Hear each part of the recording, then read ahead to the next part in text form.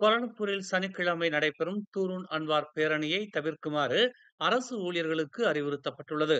இந்நடவடிக்கை ருகுன் நெகாராவின்படி பேரரசர் மற்றும் நாட்டிற்கு விசுவாசம் என்ற கொள்கைக்கு இணங்காததால் அரசு ஊழியர்கள் பேரணியில் பங்கேற்பது பொருத்தமற்றது என்று அரசாங்கத்தின் தலைமைச் செயலாளர் ஷம்சுல் அஸ்ரி அபு பக்கர் கூறினார். அரசு ஊழியர்கள் ஒவ்வொரு நாளும் ஒவ்வொரு வாரமும் பேரரசர் மற்றும் நாட்டிற்கு விசுவாசம் என்ற உறுதிமொழியை எடுக்கும் நிலையில் இது அரசு ஊழியர்களுக்கு முரணாக இருக்கும் என்று நேற்று புத்ராஜயாவில் ஒரு விளையாட்டு நிகழ்வில் கலந்து கொண்ட பின்னர் செய்தியாளர்கள் மத்தியில் அவர் இதனை தெரிவித்தார். பரிகாத்தா நேஷனல் மீண்டும் ஆட்சிக்கு வந்து அதன் ஆலோசகராக டாக்டர் மகாதீர் முகமட் நியமிக்கப்பட்டால் அவரின் செயல்பாடுகளினால் அக்கூட்டணியின் பிரதமர் விரைவிலேயே கவிழ்ந்து விடுவார் என்று அரசியல் ஆலோசகரும் நுசாந்தரா கல்விக் கழகத்தைச் சேர்ந்தவருமான அஸ்மி ஹசான் தெரிவித்துள்ளார். வயதாகிவிட்டாலும் மகாதீரிடம் இன்னமும் இருக்கும் குறிப்பிட்ட செயல்பாடுகளால் அவரை சாதாரணமாக எடைபோட்டுவிட முடியாது என்று அவர் சுட்டிக்காட்டினார். எனது வழியை பின்பற்றாவிட்டால் ஒன்றும் இல்லாமல் போய்விடும் என்று கூறிய மகாதீரின் கொள்கை அவரின் வலிமையாக இருக்குமா? இத்தகைய போக்கை கொண்டிருக்கும் மகாதீர் பெரிகாத்தான் நேஷனலின் ஆலோசகராக நியமிக்கப்பட்டால் அக்கூட்டணியின் பிரதமர் விரைவிலேயே கவிழ்ந்து விடுவார் அல்லது அவருக்கு பிரச்சனைக்கு மேல் பிரச்சனை வந்து கொண்டே இருக்கும் என்று அவர் எச்சரித்தார். எனவே மகாதீரின் நியமனம் மிக கவனமாக ஆராயப்பட வேண்டும் என்பதுடன் அது குறித்து ஆழமாக சிந்திக்கவும் வேண்டும் என்று எஃப்எம்டி ஊடகத்திற்கு வழங்கிய செய்தியில் அஸ்மி இதனை தெரிவித்தார். பங்காளி கட்சிகள் ஒற்றுமை உணர்வுடன் செயல்பட்டு வருவதால்தான் மடானி அரசாங்கம் வலுவுடன் உள்ளது என்று பிரதமர் டதஸ்ரீ அன்வார் இப்ராஹிம் தெரிவித்துள்ளார். நாட்டை மேம்படுத்தும் மடானி அரசாங்கத்தின் கடப்பாட்டை அக்கட்சிகள் பகிர்ந்து கொண்டுள்ளன.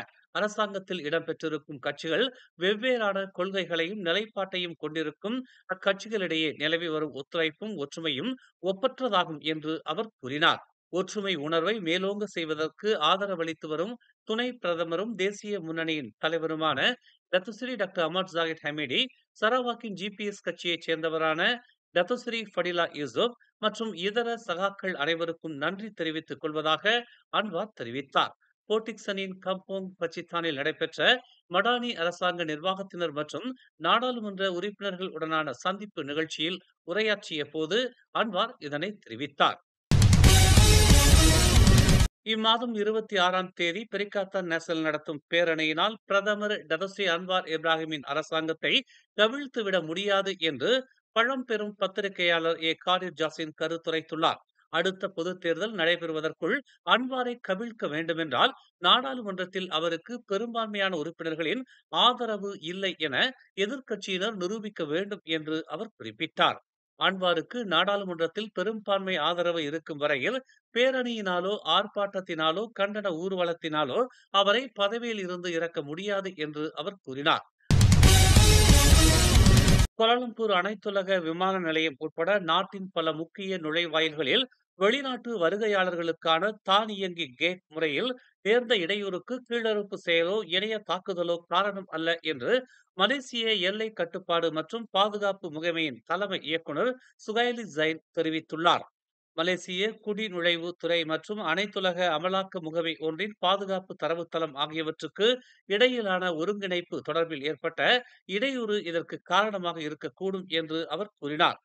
KLIA விமான நிலையத்தின் முதலாவது முனையத்தில் நேற்று நடைபெற்ற செய்தியாளர்கள் சந்திப்பில் அவர் இதனை தெரிவித்தார். இணைய தாக்குதலால் தான் இந்த இடையூறு ஏற்பட்டது என்பதற்கு இதுவரை எந்த ஆதாரமும் கிடையாது என்றும் உண்மையான காரணத்தை கண்டுபிடிக்க தங்களுக்கு கால அவகாசம் தேவைப்படுவதாகவும் அவர் கூறினார். பாதிப்பை எதிர்நோக்கியிருந்த தானியங்கி கேட் முறை இப்போது மீண்டும் முழு அளவில் செயல்பட தொடங்கியுள்ளது. வெளிநாட்டு வருகையாளர்களுக்கு ஏற்பட்ட அசௌகரியத்திற்காக தாங்கள் மன்னிப்பு கேட்டுக் கொள்வதாகவும் அவர் கூறினார். பலத்த நீரோட்டம் காரணமாக சங்லூன் டூசுன் ரிஃபாவில் உள்ள நீர்வீழ்ச்சிக்கு அருகில் ஆற்றின் குறுக்கே சிக்கி தவித்த 5 குழந்தைகள் உட்பட 12 பேர் மீட்கப்பட்டனர். பலத்த மழையை தொடர்ந்து ஆற்றில் வெள்ளம் பெருக்கெடுத்ததால் 2 ஆண்கள் 5 பெண்கள் மற்றும் 6 முதல் 12 வயதுக்கு உட்பட்ட 5 குழந்தைகள் அடங்கிய 4 குடும்பங்களைச் சேர்ந்த பாதிக்கப்பட்டவர்கள் திரும்பிச் செல்ல முடியாமல் தத்தளித்த நிலையில் இரவு 8:34 மணி அளவில் தீயணைப்பு மற்றும் மீட்புத் துறைக்கு தகவல் தெரிவிக்கப்பட்டு அவர்கள் பாதுகாப்பாக மீட்கப்பட்டனர். தீயணைப்பு வீரர்கள் அனைத்து பாதிக்கப்பட்டவர்களையும் ஒரு கயிற்றை பயன்படுத்தி பாதுகாப்பாக கரைக்கு கொண்டு வந்தனர். இந்நடவடிக்கை இரவு 9:27 மணிக்குள் கட்டுக்குள் கொண்டுவரப்பட்டு இரவு 9:38 மணிக்கு முடிந்தது. மேலும் செய்திகளை தெரிந்து கொள்ள தமிழ் மலர் நாளிதழை பாருங்கள். உடனுக்குடன் செய்திகளை தெரிந்து கொள்ள தமிழ் மலர் இணையதளம், தமிழ் மலர் செயலி மற்றும் மலர் டிவி யூடியூப் சேனலை வலம் வாருங்கள். எங்களோடு இணைந்திருக்க மலர் டிவியை பதிவு செய்து கொள்ளுங்கள். உறவுகள் மகிழ்ந்திட விருப்பம் மற்றும் பகிர்வு சேவையை சொடுக்கிடுங்கள்.